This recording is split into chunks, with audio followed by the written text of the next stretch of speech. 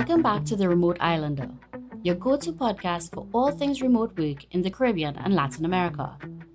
Today, we're going to talk about my first remote work experience.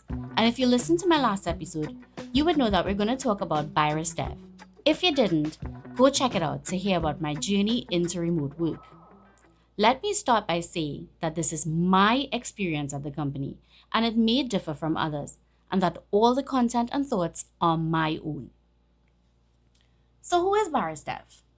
Well, they are a leading nearshore software development company founded in Argentina in 2009 by Nacho DeMarco and Paul Azarin. These guys had a vision to harness the top 1% of Latin American developers and connect them with businesses seeking high-quality software solutions. Let me tell you, they have some impressive stats as they have grown significantly, expanding operations to multiple countries and building a team of over 4,000 talented engineers. They have successfully completed over 1,200 projects for 500 plus companies, including industry giants like Google and Rolls-Royce. Baires Dev's commitment to excellence and innovation has earned them numerous awards and recognitions. They are known for their focus on emerging technologies and their ability to deliver custom software solutions tailored to specific business needs. And they boast that they were remote before being remote was trendy. And let me tell you, they do remote right. Put simply, Baires Dev creates custom software based on business needs using fully remote talent. Let's break down my experience there, starting at the very beginning, finding the job. In this case, the job found me because, as I mentioned in the last episode, a friend of mine forwarded me the job posting from Caribbean Jobs on June 8th, and a day later, I submitted my application. I received access to the applicant site where I created my profile, which included information about myself, work history, and salary range request. It also asked me to identify my skills and to complete some assessments based on those skills. Once those things were completed and I was accepted as a worthy applicant, it was on to the next step, interviews, and quite a few of them, to be honest, both behavioral and technical. Since they tout hiring the top 1%, they want to see if you are knowledgeable, can solve problems, and if you'd be a good fit for their team. My first interview was a typical HR one, asking questions about me, my work history, what I was looking for. It also included some mathematical questions that weren't too hard, so don't worry about it. The second interview I had was not a person-to-person interview, but a technical interview where I was given a scenario to assess via email and to respond to within a certain time. The third and fourth interviews were with 2 delivery managers at the company, and that was the position I would have been reporting to. Let me tell you, after not having to interview for so many years and then to have all these interviews, it was stressful. But I did my best, and in a later episode, I'll give you tips and tricks on how to get ready for the interview process for remote work. My last interview was July 6th, and exactly 2 weeks later, I received an offer to be a project staff manager. The next step was meeting with an HR representative to go through my contract and to provide other information, including references. I thought it was strange that after I was hired, they wanted references, but that's just how they did it. And just FYI, they followed up with those people, so make sure you choose wisely. I was also walked through how to get payment set up. They had several payment options like wire transfer, Husky, and P&A, which was the one I chose to use. The setup was really easy, and I've included a referral link in the description where you can sign up for a P&A account. I'll also talk more about this in a later episode, so be sure to like, follow, and subscribe to keep up to date. You can also check out the link in the description to digital marketing and e-commerce expert Karen Rose's blog, where he's done a detailed breakdown of how to set up different payment methods. Next, I was contacted by their procurement section to arrange the equipment that I needed. This company provided me with a laptop, an external keyboard, a monitor, and headphones. Usually they purchase everything and send it to you. But there was an issue with purchasing for Trinidad, so they asked me to order and they reimbursed me the entire cost. I was then scheduled for onboarding, and the onboarding process was pretty smooth and very organized. I had 5 days with a mentor who guided me through training materials such as company policies, procedures, and systems. One of the best things about BairesDev is that they are extremely organized and have everything well documented. There's a whole department of the company, the Project Management Office or PMO, dedicated to documenting and updating Confluence, which is like the company's Wikipedia. Everything that you need is in there.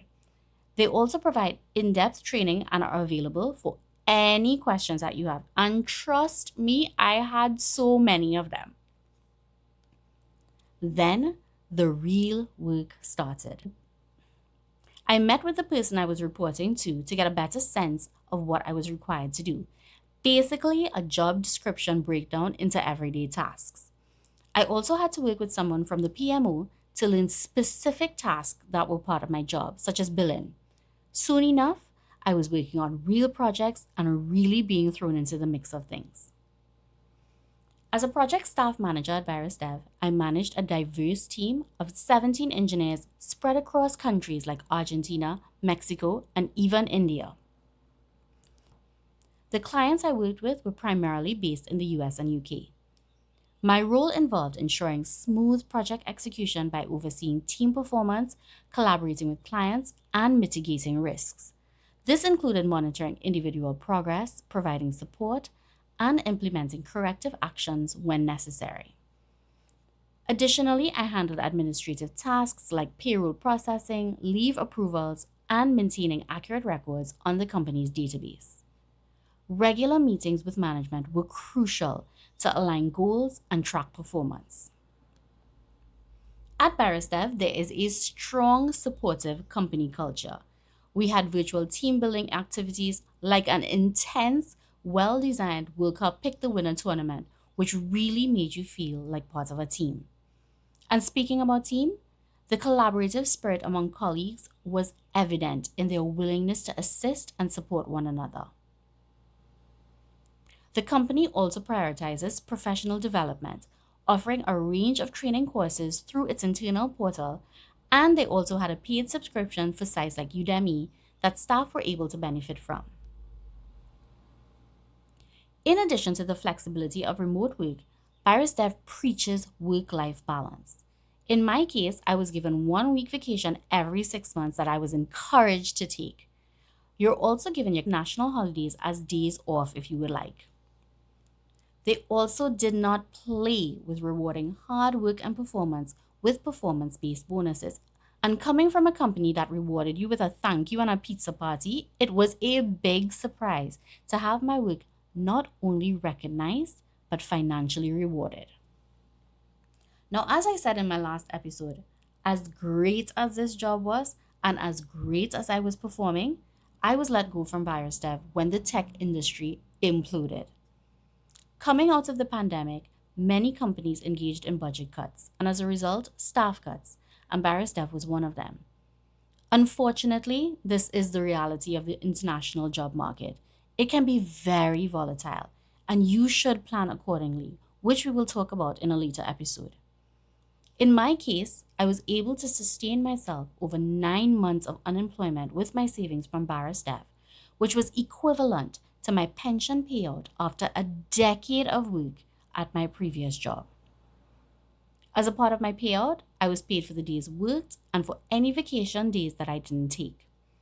I was also given the opportunity to pay for and retain the laptop, which I chose not to do, and to return at no cost to me. I was given the monitor and other stuff as a gift. So is remote work with BairesDev right for you? If you're a tech-savvy individual who thrives in a collaborative environment and is looking to enjoy the freedom of remote work, then it could be a great fit.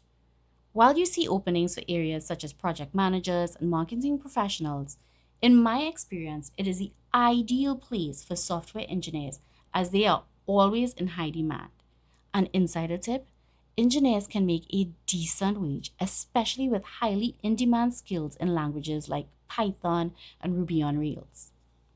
Remember, do your research, learn about BairesDev's projects and culture, practice your skills, hone your skills, and prepare for several interviews. And network, connect with other remote workers to gain insights. Working remotely with Baires Dev can be a fantastic and extremely rewarding opportunity for Caribbean and Latin American tech professionals.